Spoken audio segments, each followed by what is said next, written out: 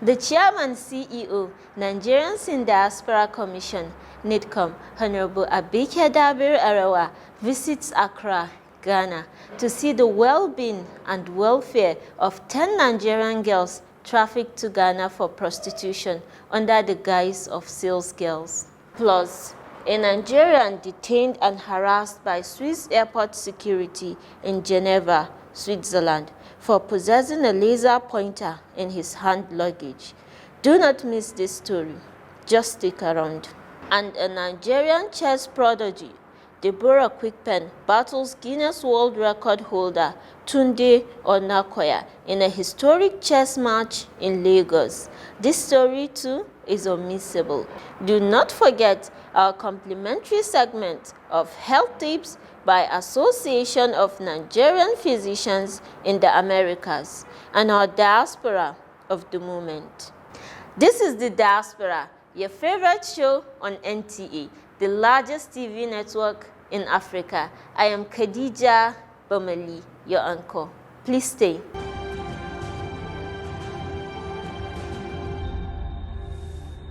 Now, let's begin with the story of 10 Nigerian girls trafficked to Ghana and were intercepted by the Nigerians in Diaspora Organization, NIDO, Ghana chapter. Honorable Abike Dabiri Arawa, Chairman CEO, NIDCOM, and a delegation of the Imo State Governor promptly arrived Accra, Ghana, to have first-hand information about the girls. The governor and the wife of Imo State sent us to come and see you, see how you're doing, and by the grace of God, bring you back home. So my own, I really don't want to go into the specifics, like I said, about how you got here and what prompted you here, but I just want to tell you something, one thing. When you make a mistake, it doesn't stop the rest of your life. Now, it depends on you to make a change. I'm here to tell you that the Imo State government is willing to partner with you to change your life. You guys are very lucky. You have a fantastic governor, a wonderful, and his wife is also wonderful. Thank you so much. And for this one from Plateau, the governor called me yesterday, and I'm going to call the Commissioner for Women Affairs, and she's going to speak with you on a video call once I'm done. So, like both of them have said, this is the beginning, by the grace of God, of greater things in your life.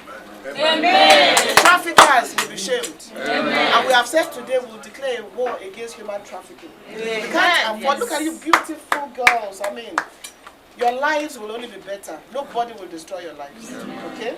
So, like they said, Nigeria cares for you.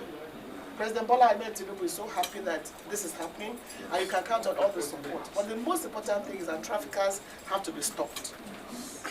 You know, you didn't come here to do prostitution. They told you were going to do sales girl or work or something, and they lied to you. So you are not guilty of anything. That's what I'm saying. Like Madam said, this is the time for you. I want to see you in a few years' time. Say, Honorable, do you remember me? Now, I'm the governor of Imo State. There are plans that have been made to take you back home. We are going to work with all the relevant authorities to bring you back home and reintegrate you to the society. You will hold your head high. In fact, I want to assure you that you're one of the luckiest girls from Imo State. And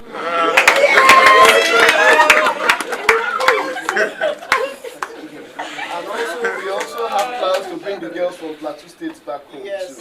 Coming out of now, you have friends, you have their numbers. There are friends, you have their numbers. There are friends, you have their numbers that they are in the situation you was before that grips them with fears based on some certain rituals or some certain oath they made him put to hand. And they are still in fears, thinking that that is real. It's never real. Be an agent of change to open their eyes and let them know it's not real. Yes. Let them look for need where they are. Let them communicate, and anywhere they are, we must make sure they are rescued. So if you don't do this, that means you don't have good future for those your friends that are still in captivity somewhere there. So be agent of change. There is something that makes me come into your presence, my helper. There is something that makes me come into your presence, my helper, my helper, oh, my helper, my helper, oh, my helper. There is something Many thanks, Mama Diaspora, for all you do for the diaspora. And Dabiru Arewa cautions as man narrates ordeal at the hands of Swiss airport security over what is called illegal possession of laser pointer. Take a listen. On my way out of Geneva after spending 7 days, as I was going through the immigration, I was stopped by the immigration and I asked why they wanted to check my bag. So I said, please do. Subsequently, they checked my bag and they found this. I have another one. This is what's called a pointer. And I was surprised. I told them, don't you know what this is? They said they do. And they said it's illegal. And I said, why is it illegal? They couldn't tell me. The person that was checking my bag was very ruffled, and eventually he said he had to call the police in. And I asked him, why are you calling the police in? He said he must call the police. And within a few minutes, I got to the airport quite early, 4 hours to my flight in Geneva. And subsequently, the police came in, all armed, and 2 of them took my passport, took my boarding pass, and asked me to follow them. I immediately asked them, I hope I can make my flight. And they told me, you cannot fly today. And I asked them, it's almost 3 hours plus to my flight time, or 4 hours now. Why can't I travel? They said I cannot travel today. So I asked them, please, why is this going on?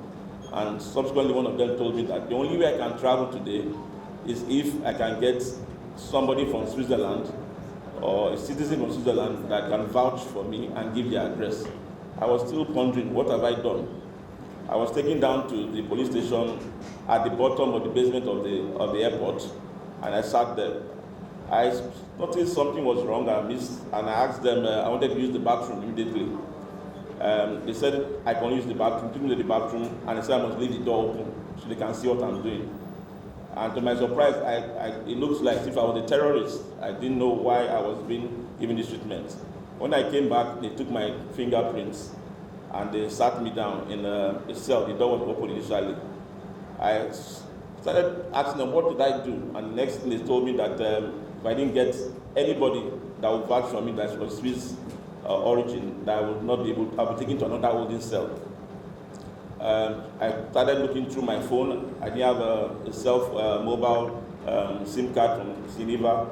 They didn't offer to give me Wi-Fi. I asked for Wi-Fi, I couldn't get Wi-Fi. But so their commendation, one of the officers agreed to help use his phone to call whoever I had. The first few numbers I had, they said they were not allowed because they were +1. They were American numbers. Subsequently, I was able to find a number of somebody that had some correspondence with me. And unfortunately, the person spoke French, and I did not speak French. Later on, I did some research, even on the plane. I did the Wi-Fi and did research on the plane. And I found out that in Geneva, this pointer, they have the strictest laws in the whole world. That this pointer that I hold in my hand is illegal. And even your wireless mouse that has infrared is also illegal in Geneva. They call them class 1, class 2 things. But elsewhere, in the US, in the UK, most parts of the world, it is okay. So I felt for me, I had 2 objectives. One of it was to ensure that no Nigerian ever has to go through this for holding this thing I'm holding in my hand. I don't see it, and I decided that it's important to get the awareness out that if you are going to Geneva, make sure you don't carry a pointer. And I even made attempts. Luckily, I was glad to get a lot of support from NIDCOM. I wrote an email to them. They responded back. I wrote an email also to the Swiss Embassy in Nigeria. They replied my mail and they said that it was not in their place to tell Nigerians what to travel with or not to travel with. So when I heard that, I took it on myself. I didn't want to go to social media. I took it on myself that if they cannot tell people what to travel with, and people get into trouble, I think it's best I do it myself. So I decided to share my story out there. The second objective I have is that I don't have any issues with the Swiss government. It's their law. If it's even if it's this innocuous thing, it is their law, and I respect their law. But what I cannot condone is how I was humiliated in the airport. I did not, I went to the bathroom with a police officer. I had my prints taken. I was in a cell for close to 3 hours. And that basically is my story. Just to be, as somebody said, a scapegoat. Fortunately, a lot of people read my story, and I got calls from people traveling to Geneva. They had this in the bag. I'm a medical doctor, a practitioner. I use it to teach.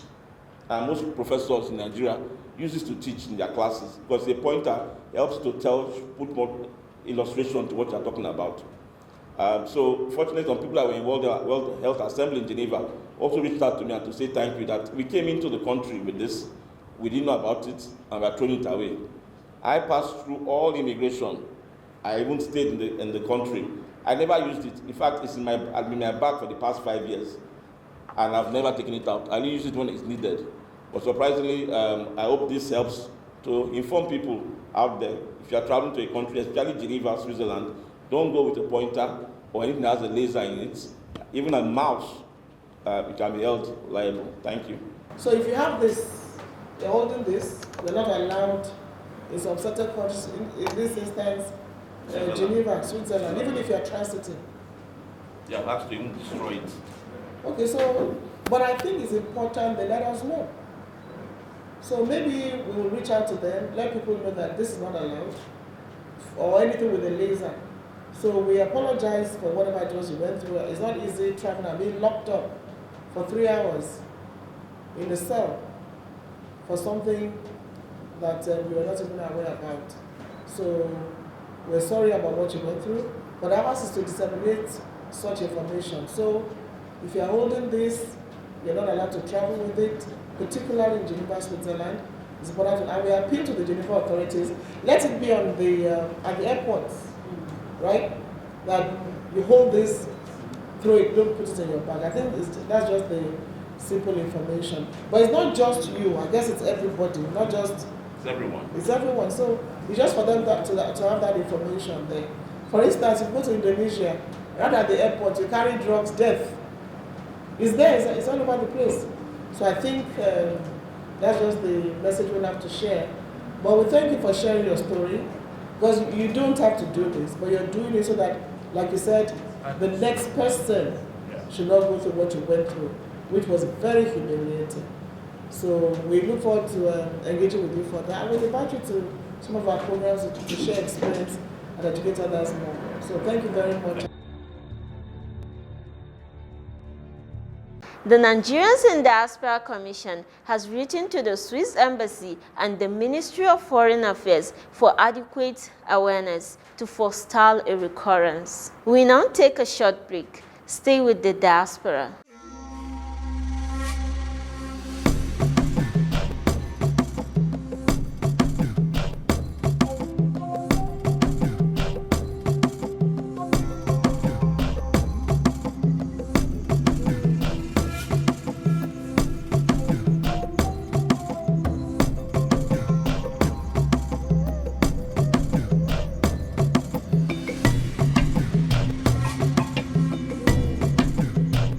This walk that you're walking, even though it was known as the point of no return, we see it now as the joy of return.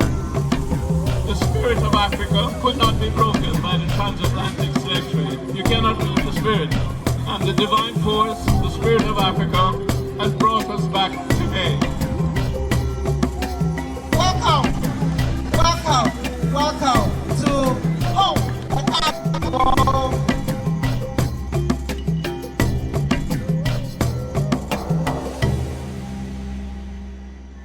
An extraordinary and historic chess competition has ended in Lagos. Chess prodigy Deborah Quickpen locked horns with Tunde Onakoya, Guinness World Record holder. The event was put together by Mr. Yemi Edun, CEO, Daniel Ford International, UK, and Nigerians in Diaspora Commission, NIDCOM, led by Honorable Abike Dabiru Erewa, Chairman, CEO, NIDCOM.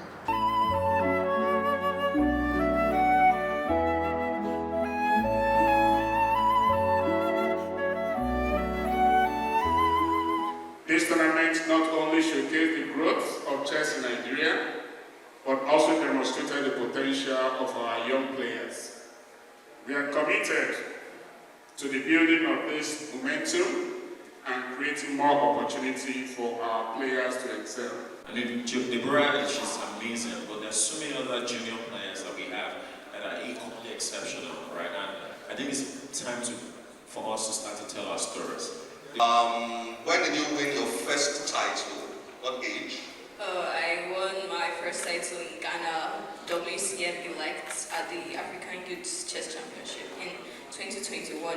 Most of us in the diaspora have not done enough, and I feel these disadvantaged sports can even do better with a little bit. Yemi, thank you. One of the very best in the diaspora. So let me start with you today. Let me start with my first bragging right. He's from my constituency. Congratulations, we're proud of you. What you're doing in the slums, the Guinness World Record, and honestly speaking, we're very proud of you. Thank you so much for your humility and all you're doing, changing lives. I'm proud of you, dear brother, and I wish you all the very best. Now let me make a confession. I don't know anything about chess. But I have, Chima, where are you? Come quickly. You know, we're going to go to do the university education. And then I talk about chess. Mom is sponsoring this chess tournament. I said, what are you talking about? He does chess tournament. So today, I'm a convert. Chima, thank you very much. It is my pleasure and privilege to flag off this historic chess tournament in Lagos, Nigeria. All the best to both of you.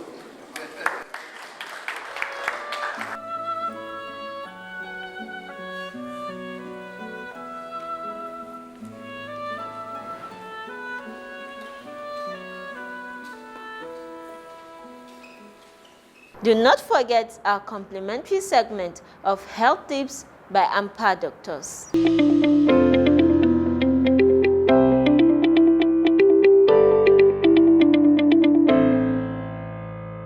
I'm here today to talk to you a little bit about health and wellness. Health and wellness is also performed by identifying and treating disease, but also by promoting health by healthy practices that you can perform on your own as an individual without necessarily going to see your physician. These include, number one, maintaining a healthy weight.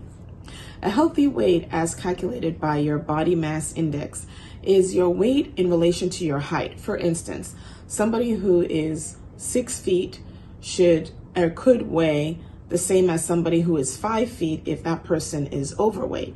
So for every weight, there's an expectation where your weight should be that is a healthy calculated weight. And this is determined by the chart, which also could be determined by an app. A healthy weight is usually a body mass index under 30. Between 26 and 29 is ideal. And as you go further along the chart, you're noted to be overweight, obese, and or at a higher spectrum of abnormal. It's important to be able to maintain your body mass index right at a healthy weight and also not be at a lower weight, which is also not noted to be healthy. To do this, it's important, number two, to maintain a healthy diet.